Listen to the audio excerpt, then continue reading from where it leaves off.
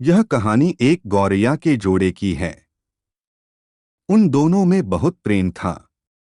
एक दूसरे के बगैर वे कोई भी काम नहीं करते थे। एक बार मादा गौरैया ने किसी मनुष्य को कपड़े पहने देखा तो उसकी प्रशंसा की, परंतु नर गौरैया ने कहा कि वस्त्रों से मनुष्य सुंदर नहीं लगता, वह तो मनुष्य के वास्तविक सौंदर्य को ढांक लेता है।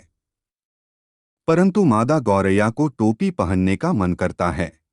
नर गौरैया कहता है कि हमें वस्त्रों की कोई आवश्यकता नहीं, हम तो ऐसे ही ठीक हैं।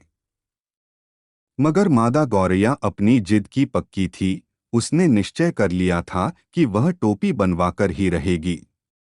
एक दिन उसे रुई का टुकड़ा मिला, जिसे पहले वह धुनिया के पास ले जाकर धुनवाती है, फिर सूत कतवाने के लिए कोरी के पास ले जाती है तथा दोनों को बनवाए आधा आधा हिस्सा मजदूरी दे देती है। गौरैया धागा बनवाने के बाद बुनकर के पास जाती है और बुनकर को कपड़े का आधा हिस्सा मजदूरी देकर तथा अपना कपड़ा लेकर दर्जी के पास जाती है तथा उसे भी उसकी मजदूरी देकर उससे 2 टोपियां बनवा लेती है। दर्जी ने खुश होकर उसकी टोपी में 5 ऊन के फूल भी लगा दिए। चिड़िया की टोपी बहुत सुंदर बनी थी। चिड़िया के मन में राजा से मिलने की इच्छा उत्पन्न हुई तो वह राजा के महल की ओर उड़ चली। चिड़िया राजा के महल पहुंची तो राजा छत पर मालिश करवा रहा था। चिड़िया ने राजा का मजाक उड़ाना शुरू कर दिया। राजा को क्रोध आ गया। उसने अपने सैनिकों को उस चिड़िया को मारने के लिए कहा, पर सैनिकों ने उसे मारा नहीं। राजा के कहने पर उसकी टोपी छीन ली। राजा उसकी सुंदर टोपी देखकर हैरान था कि उस चिड़िया के पास इतनी सुंदर टोपी कहाँ से आई। राजा हैरान था कि इतनी सुंदर टोपी किसने बनाई। उसने अपने सेवकों द्वारा उस दर्जी को बुलवाया।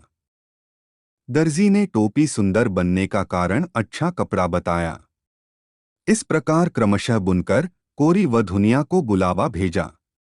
उन्होंने बताया कि उन्होंने बहुत अच्छा काम इसलिए किया है क्योंकि उन्हें मजदूरी बहुत अच्छी मिली थी। चिड़िया ने राजा को कहा कि उसने सारा कार्य पूरी कीमत चुकाकर करवाया है। वह राजा पर आरोप लगाती है कि राजा कंगाल है, तभी प्रजा को बहुत सताता है, उन पर कर लगाता है और तभी उसने उसकी टोपी भी छीन ली है क्योंकि वह खुद इतनी अच्छी टोपी नहीं बनवा सकता।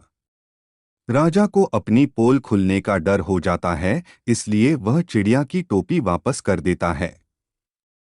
चिड़िया राजा को डरपोक डरपोक कहती हुई निकल जाती है।